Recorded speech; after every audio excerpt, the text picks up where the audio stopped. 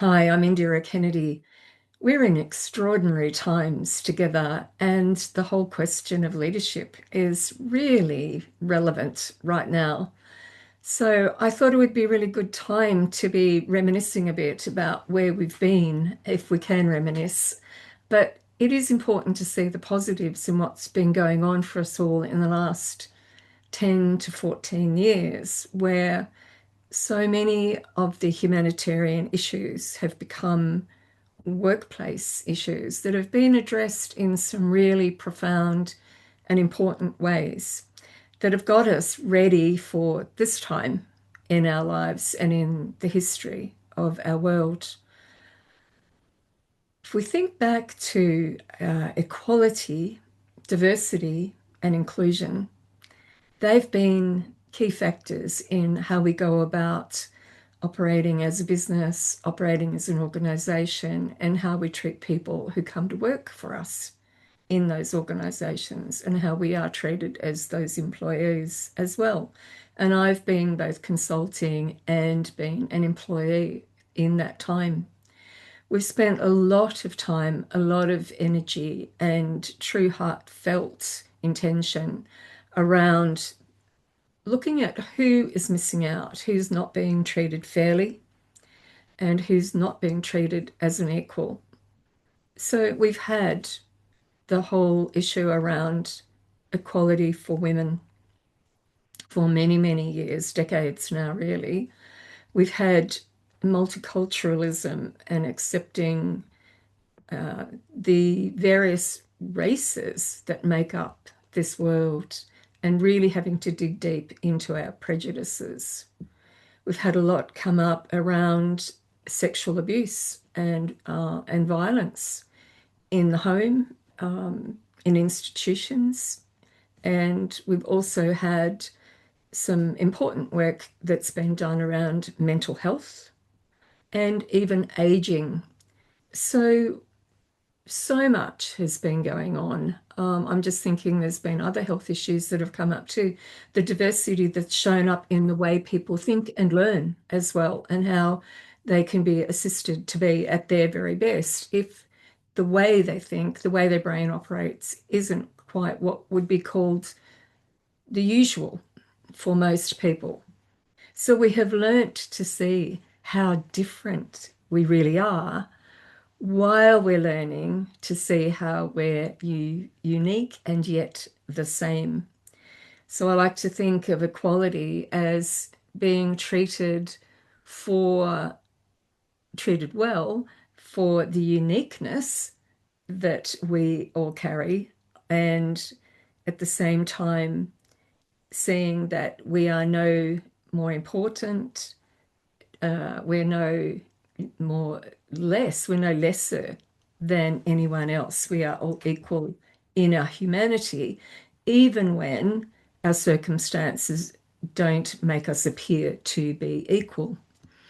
So, right now, given that we have done all of that work and really dug into our psyches, and I think when we went through COVID and that pandemic, there was a huge awakening and a real realization that we all do face things together and we have to learn how to make adjustments for each individual, each set of circumstances, while we're dealing with an overall way of being and having to make sure that we all survive and thrive as a humanity.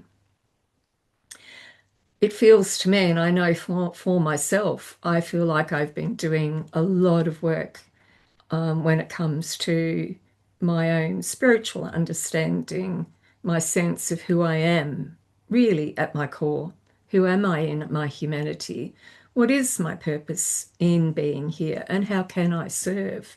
So, those deeper philanthropic ways of thinking as well have been really important. And we've seen the rise of organisations who've taken on causes and who can articulate the higher purpose in their organisation and the reason for that organisation being who and what it is and how it is.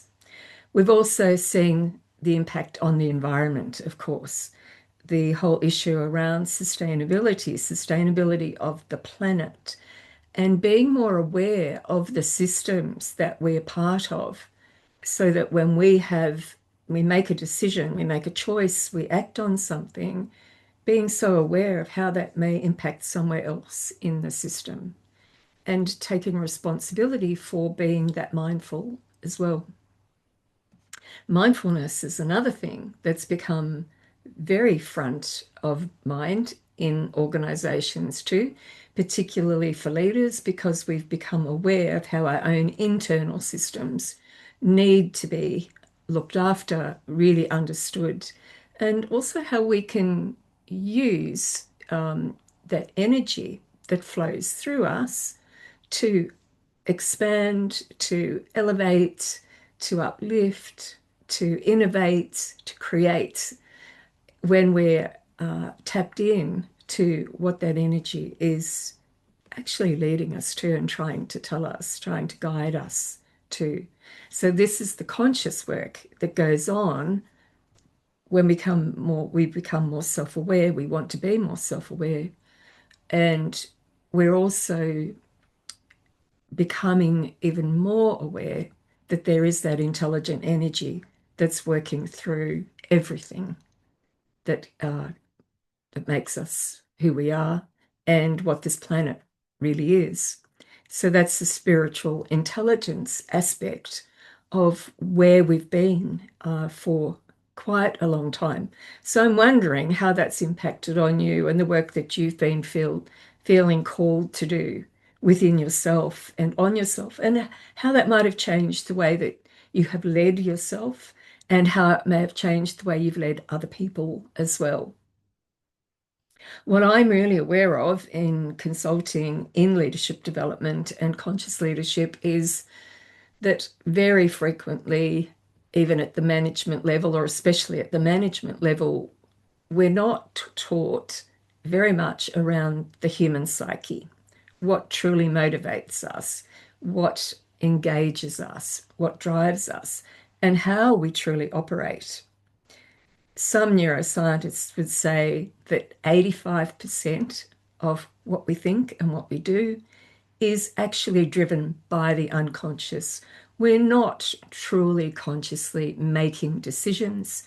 We have old patterns, old conditioning, old belief systems that we're simply relying on and not questioning to get through our day. We can see that right now there are structures that are crumbling, and whether that's within finance, whether that's within government, whether that's within health systems and organizations generally, they are not what they were and they're not going to be.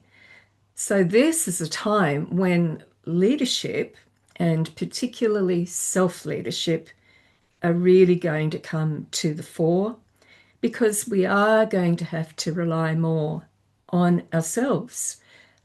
And we're growing into people who are far more independent, far more self reliant, and far more self aware in ways that allow us to create our own destinies, if you like, to really bring our dreams into a concrete reality in a way that is going to be to the benefit of all concerned. So, what does that really mean for us? It means that we do need to do that inner work. We need to continue to do it, but know how to do it in a way that helps us truly thrive as individuals, to give us the power we need to become the drivers of our destiny, but have more agency in how we live our lives and who we are becoming. So, in that regard, if we really care about that for ourselves and we want that for individuals when we are leading other people, we firstly need to know what that is for ourselves. What is that sense of life purpose? What are our values? What are our ethics, our standards? What is it that we envision and feel that we're being called to as our mission?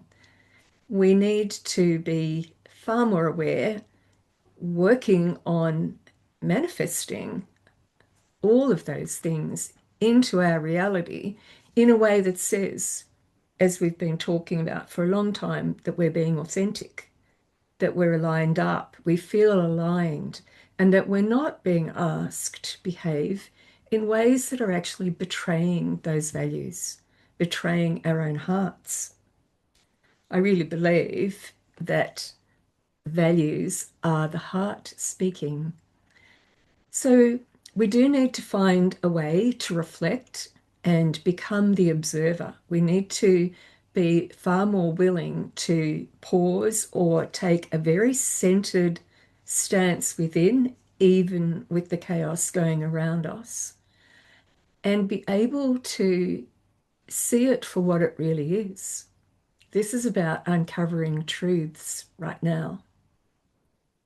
And then in moving forwards, can we carry that same desire, that same intention for ourselves as an intention in how we help others develop, and that they're able to decide those things for themselves and know, find out, become more aware of what their own purpose is, what their own values are, their ethics, their standards, their own sense of a vision and a mission, and allow the workplace to be a place where it's a wonderful incubator for those things to be brought forward and contribute to the greater picture, the greater vision, the mission of the organization, and how that organization fits into society. So I know my own focus and passion is for self-leadership and self-mastery. And for me, that's more than 35 years of work, and I continue to practice every day in ways that I hope are helping me understand and know who I truly am and bring that forward. So, how are we going to do this? We do need to be better at developing other people. We do need to have a better understanding of what it is. But I think it does start with, I know for me, that it starts with allowing that person to discover who they are and communicate that in ways that others understand, including you as their leader, and in ways that we're going to actually allow them to express it and be that in the workplace in a really healthy way. So it's not about the ego. It's not about self-indulgence to the point of exclusion. It is about honest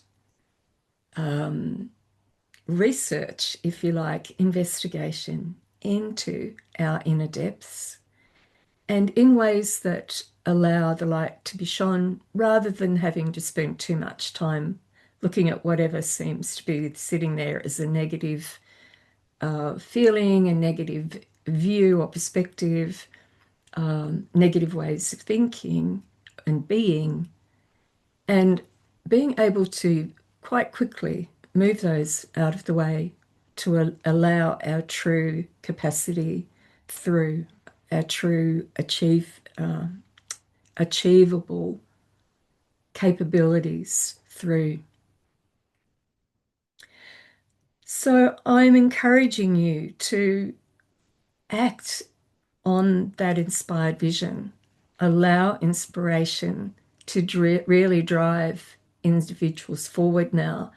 We do need to take leadership as individuals, and I know the shadow side will show us very quickly, as it already is, that there are those who will act completely from a very unaware, unconscious space and a very egoistic space that actually isn't going to contribute to the greater good other than be a contrast that shows us where we need to be doing more work ourselves to bring greater positivity to the workplace and to our worlds and to our individual lives. So there is a pioneering spirit in this. There is an individuation in this. So that's the diversity and the inclusion.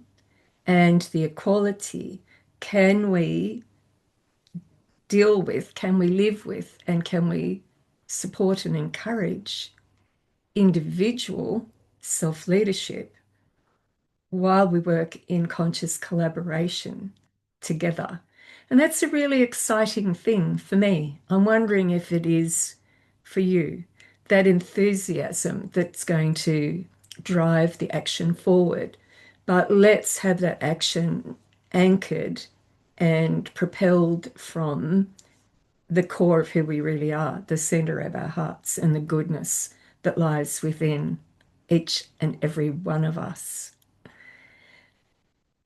So, for me, that's an exciting picture, and I hope it is for you too. So, let's build on the foundations of the work that we have done as human beings and really been forced to deal with over the last 14 years or so. And let's start what is essentially a whole new era in the way our lives will be structured, the laws will be asked to follow, and let's ensure that all of those come from a very deep willingness to ensure that we are all acting out of a, a great intention. We're coming forward with good intent. So let's not be scared of being individuals. Let's not be scared of taking responsibility and building new structures that actually allow us to take some really positive, very inspired, and dynamic action at this time. It's not the time to be sitting back. It's also not the time to be a renegade. So, can we find the balance between the two, that pioneering spirit that also has the good intentions for everyone concerned at heart through those actions?